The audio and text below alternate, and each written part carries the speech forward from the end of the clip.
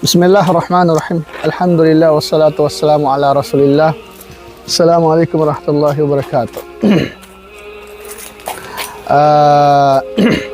Mayroong isang sahabi, ang propeta Muhammad sallallahu alaihi wasallam, nang kanyang pangalan ay si Julaybib. Si Julaybib ay isa sa mga sahabi ng propeta Muhammad sallallahu alaihi wasallam na mahirap ang kalagayan, isang mahirap na sahabi. Kahit yung kasuotan niya ay talagang hindi mo matatawag na kumbagay may magandang kasuotan dahil isa siyang mahirap. At kahit mga ibang mga sahaba ng propeta Muhammad sallallahu alaihi wasallam, hindi nila kilala si Julaybib radhiyallahu anhu wa arda. Isang araw tinanong ng propeta Muhammad sallallahu alaihi wasallam ang kanyang mga kasamahan, dumaan si Julaybib o dumating. Tinanong nila, sabi nila, kilala niyo ang taong ito? Sabi ng mga sahaba na iba, hindi namin kilala. Sabi ng propeta Muhammad sallallahu alaihi wasallam, siya po si Julaybib. Okay, so sa madaling salita, si Julaybib ay isa sa kambagay sahabi na mahalaga ang kanyang katayuan sa propeta Muhammad sallallahu alaihi wasallam. Mahal siya ng propeta Muhammad sallallahu alaihi wasallam. Isang araw sinabihan siya ng propeta na sabi ng propeta kay Julaybib, gusto mo bang mag-asawa na, Julaybib? So nakailang sabi ang propeta hanggang sa dumating sa tatlong ulit na sinabi ng propeta Muhammad sallallahu alaihi wasallam na mag-asawa si Julaybib. So ang sagot ni Julaybib ay sabi niya, sino ang magkakagusto kay Julaybib? Si Julaybib ay mahirap na lalaki, hindi naman kagandahang lalaki, hindi siya. Kasi syempre si Julaybib ay kumagay, hindi natin sinasabi na pangit, syempre khalqullah, pero hindi siya magandang lalaki.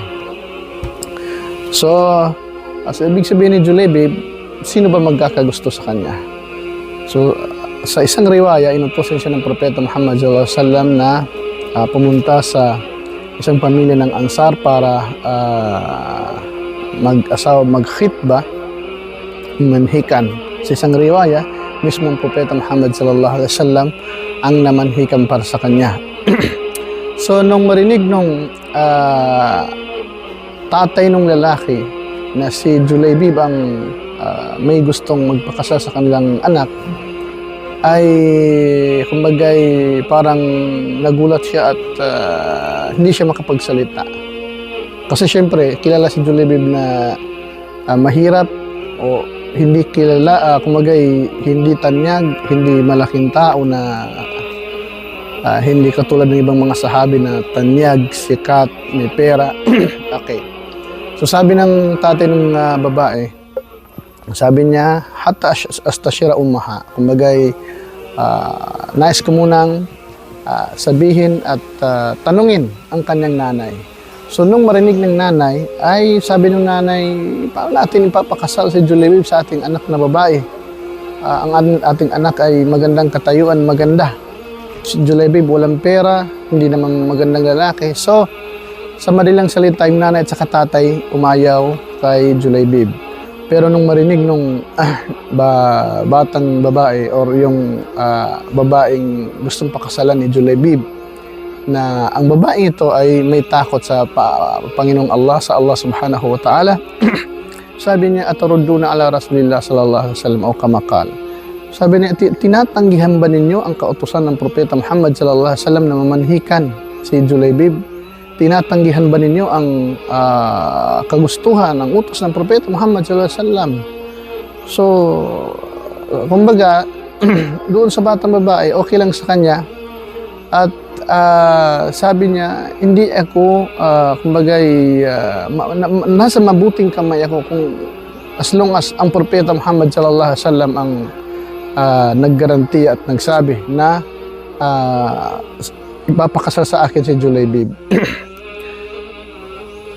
Nung sa madaling salita, nung makasal na sila, ninawagan ng propeta Muhammad sallallahu alaihi wasallam sa jihad, isa sa kanyang mga digmaan.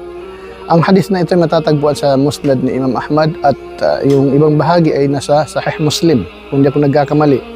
So sa madaling salita, nung sumama si Julaybib sa pagkatapos ng kasal, sumama sa digmaan ng Propeta Muhammad sallallahu alaihi wasallam dahil isa sa mga mujahidin, si Julaybib ay nasahid siya. Siya ay nasyahid, napatay sa digmaan.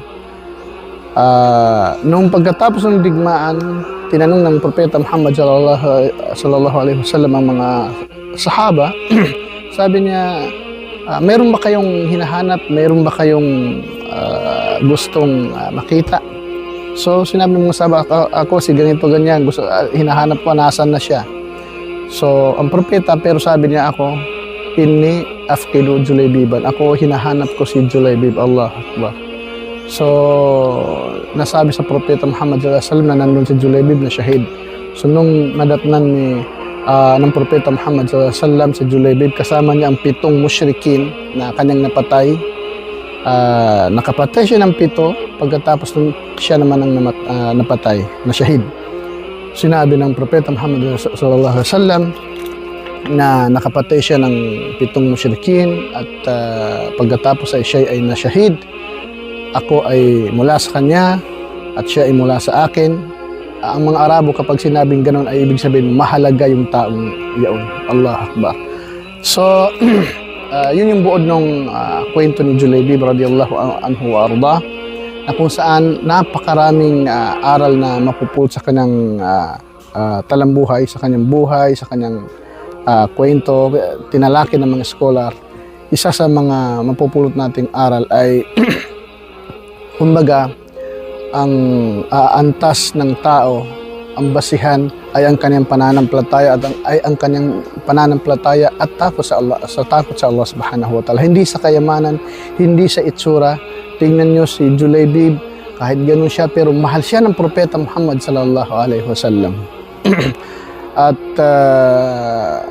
nakita natin yung babaeng gustong pakasalan ni Julaybib na may takot sa Allah subhanahu wa ta'ala. Hindi niya tiningnan yung kalagay ni Julaybib, as long as yun yung utos at kautusan ng Propeta Muhammad sallallahu alaihi wasallam sa kanya, na mamanhikan si Julaybib sa kanya, tinanggap niya bilang pagmamahal niya sa Allah at sa kanyang sugo na si Muhammad sallallahu alaihi wasallam. Dapat ganun ang mu'min, na kung saan kahit mapait, kahit masakit sa iyong labag sa iyong kalooban, kapag galing yan sa Allah at sa kanyang sugo na kautusan, ay dapat nating tanggapin ng buo. Yun po yung napakahalagang kwento ni Julaybib, na kung saan kung titingnan natin, mababa ang kanyang antas dito sa mundo, pero sa Allah subhanahu wa ta'ala napaka taas ng kanyang antas. Allah Akbar. Kaya mahal na mahal siya ng Propeta Muhammad sallallahu alaihi wasallam. Shukran. Assalamu alaikum warahmatullahi